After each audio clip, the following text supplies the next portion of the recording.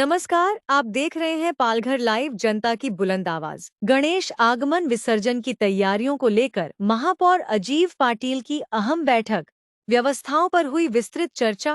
प्रमाणे या देखील वेळी की गणेशचं आगमन आणि विसर्जन यासंबंधी या उत्सवासंबंधी आपल्याला ज्या ज्या काही कामं करायची आहेत, महापालिकेला आहेत, पोलिसांना आहेत, MSCBला आहे, शासकीय सगळ्या विभागांना, त्यासाठी जी मंडळं आहेत आणि शासकीय कार्यालय अधिकारी यांच्यासाठी ही बैठक आयोजित केलेली होती। काही सूचना असतील, काही अडचणी असतील, त्यातनं कसा मार्ग काढू शकतो, काय करू शकतो, त्यासंबंधी आपण ही बैठक घेतो नेहमीप्रमाणे। आणि बैठक घेतली, त्यामधील रोड असेल, लाईट असेल, परवानग्या असतील, जाहिराती असतील, मूर्तीची उंची असेल, विसर्जन कुठे करू शकतो, कुठे करू शकत नाही, कृत्रिम तलाव कसे करता येतील, विसर्जनाच्या दिवशी आपल्याला काय काय करता येईल, शाडूची मूर्ती आहे, POPची मूर्ती, या सगळ्या विषयावर याच्यात चर्चा झाली।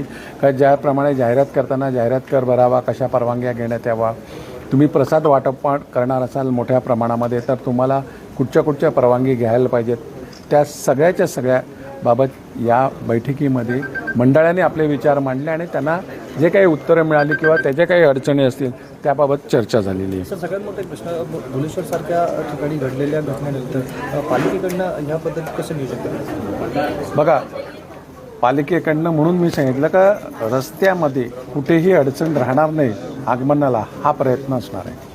अनेक गणपती मंडळांनी भर रस्त्यामध्ये मंडप बांधलेला आहे, गणपतीला विरोध नाही पण रस्ता पूर्णपणे कॅप्चर केला नाही। बघा, त्याच्यामध्ये असं आहे का हायकोर्टाचा निर्णय आहे, त्याप्रमाणे जेवढा रस्ता मोकळा ठेवायचा आहे तेवढा तुम्हाला ठेवायला लागणार आणि त्याच वेळी तुम्हाला पोलीस परवानगी मिळेल। महापालिकेपासून हाकेच्या अंतरावर एक मंडप आहे, जो काल मी पाहिला रस्त्यात, त्यावर आपण त्यांना आत्ताच काही नोटीस देणार आहोत? बघा, ती परवानगी घ्यायला येतील तेव्हा जेवढा त्यांनी रस्ता मोकळा ठेवायला पाहिजे तेवढा ठेवूनच त्याला परवानगी दिली जाईल। सर, काल महिला पत्रकारावर हमला झाल्यानंतर पालिकेने